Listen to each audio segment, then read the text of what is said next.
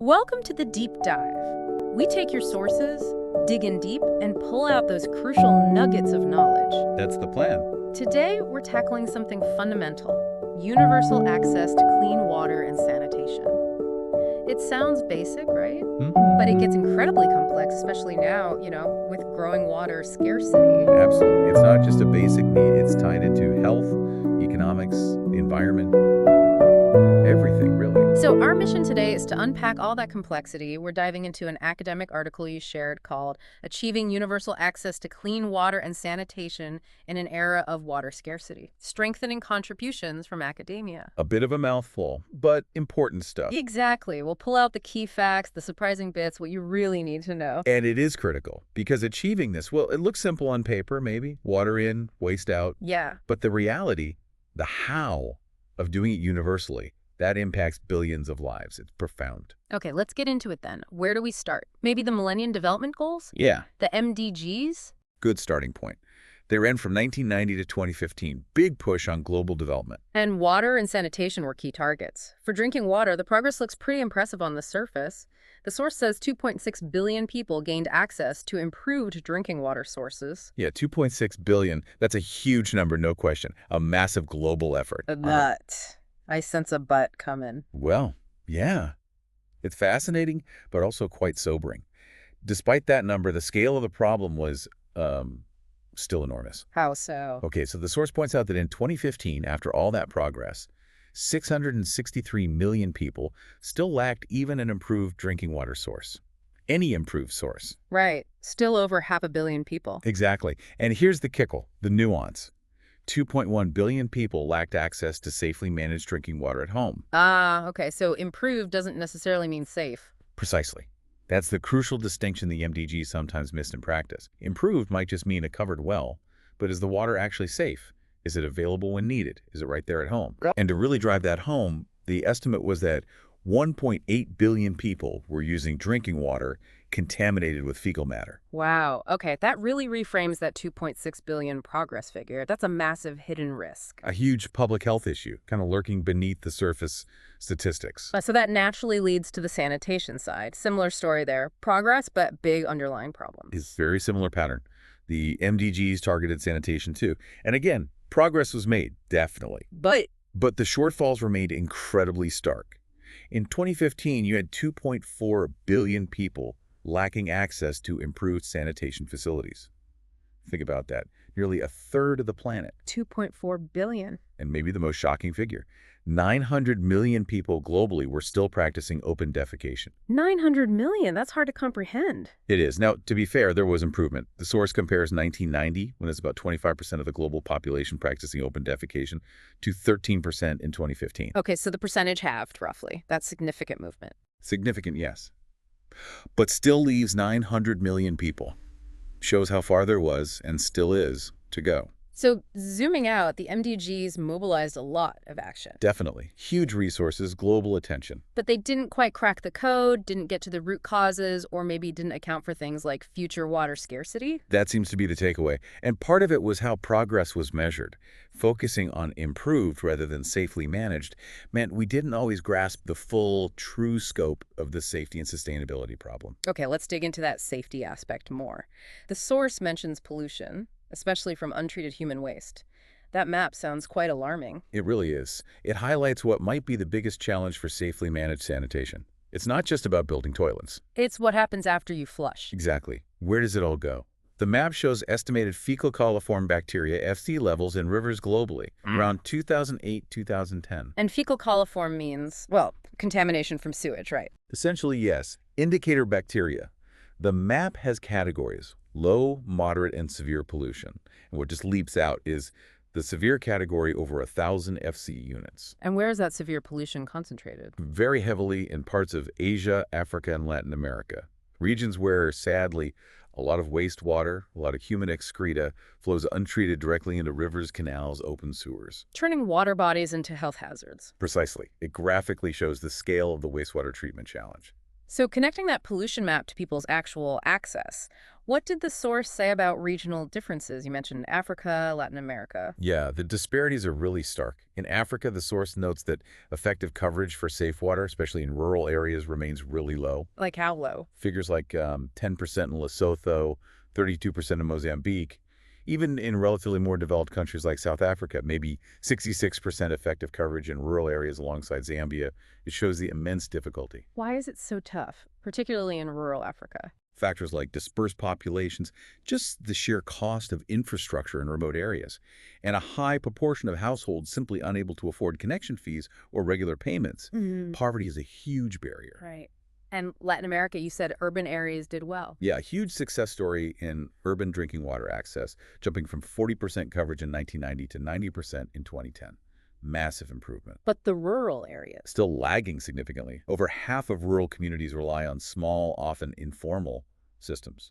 Think community wells, small local providers. which might not be regulated or consistently safe. Exactly. Less oversight, often less reliable, less likely to be properly treated. So you get this deep inequality between urban and rural access. Okay. So we've seen progress, but also these massive persistent challenges, contamination, regional gaps, rural deficits. It makes you ask, why? Why is it so hard to fix, despite decades of effort? That really is the core question, isn't it? And the answer, according to the research, is multifaceted. There's no single silver bullet. So what are the main barriers the source identifies? Okay, first, there's insufficient supply capacity. It's not just about pipes, it's about having enough water reliably available to put through them. And that's getting harder with climate change and competing demands. Like agriculture, industry. Exactly. Who gets the water? That's often a political question as much as a technical one. Second, financial resources. It's just hugely expensive.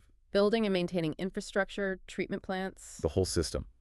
Water, sanitation, wastewater management. The investment needed globally is enormous. And there are massive funding gaps, especially for ongoing operation and maintenance, not just initial construction. That's a major concern. Okay, so capacity and money. What else? Third, governance and institutions. This is huge. You need strong, transparent, accountable bodies to manage water resources, regulate services, set tariffs fairly. And when that's weak.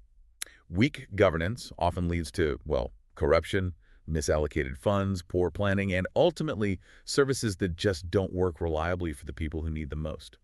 It undermines everything else. Right. Makes sense. Fourth barrier, data and monitoring. It sounds dull, but it's crucial.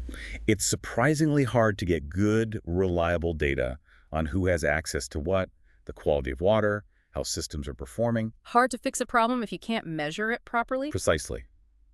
And it's hard to see the connections, how water insecurity links to food insecurity or health outcomes without good integrated data. Okay, number 5. Finally, a lack of integrated approaches. Historically, we've treated water supply, sanitation, water quality, wastewater management, and even the health of rivers and groundwater as separate problems. Managed by different departments, different experts. Often, yes, but it's all one water cycle. Treating them in isolation makes it impossible to find truly holistic, sustainable solutions. You fix one bit, but maybe break another. Wow, okay, that's a complex web. Capacity, finance, governance, data, integration. It really drives home that this isn't just an engineering problem. Not at all. It's deeply social, political, economic, and environmental, all woven together. Which, challenging as it is, also points towards where solutions need to focus, right? Exactly. It tells us we need to think much more broadly. So that brings us to the next phase, the Sustainable Development Goals, SDG 6 specifically. How does that aim to tackle these deeper issues? Is it different from the MDGs? It is, significantly so. SDG 6 aims for clean water and sanitation for all by 2030. But crucially, it explicitly includes targets for safely managed services, not just improved. Learning that lesson. Yes.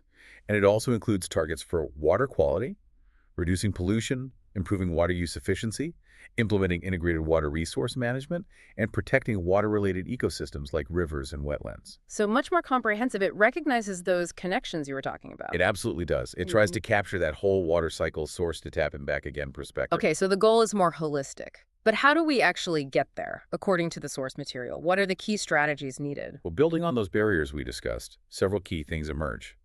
Integrated Water Resource Management, IWRM, is central, really breaking down those silos. Thinking about the whole system. Exactly. Then strong policy and governance. We need adaptable policies, robust institutions that can actually enforce regulations, and genuine political will to prioritize water and sanitation. And the money. Financial investment? Absolutely critical. Finding sustainable ways to fund not just the initial build, but the long-term operation and maintenance. That might involve new financing models, better tariff structures, reducing inefficiencies. Technology must play a role, too. For sure. Technology and innovation are key, finding more efficient ways to treat water and wastewater, better ways to monitor systems, maybe off-grid solutions for remote areas. Lots of potential there. Anything else? Yes, a human rights approach. Explicitly recognizing access to safe water and sanitation as fundamental human rights helps focus attention and accountability. Puts people at the center. Right. And finally, multi-stakeholder collaboration. This can't just be governments. Civil society, academia, the private sector, international organizations, everyone needs to be involved, working together. So no single magic fix. It requires hitting all these points. Integration, governance, finance, tech, rights, collaboration. That seems to be the consensus. A deep, connected approach addressing the environmental, social, and economic dimensions all at once. It really underscores how fundamental water is. Absolutely. Achieving this isn't just about hitting a target. It's vital for public health, think reduce disease. It's vital for economic development. People are healthier, more productive, industries need water. And it's crucial for environmental sustainability. Healthy ecosystems depend on clean water, too. It forces us to look beyond just the taps and toilets. Yeah, to see the whole complex system, human behavior, policy choices, infrastructure, and the natural environment all interacting. Okay, let's bring this home for the listener. As we wrap up this deep dive, what's the final thought we should leave people mulling over? You've helped us see the global challenge, the complexity behind something seemingly simple, so maybe something provocative. How about this? How much do you really know about where your water comes from? Yeah, that's a good one. Seriously, think about it. Where does it originate? How is it treated to make it safe? And after you use it, pull the plug or flush the toilet. Where does it actually go? What are those, almost invisible systems, pipes, plants, regulations, people that support your daily life? And maybe, just maybe, understanding your local system a bit better, how might that empower you to engage with these huge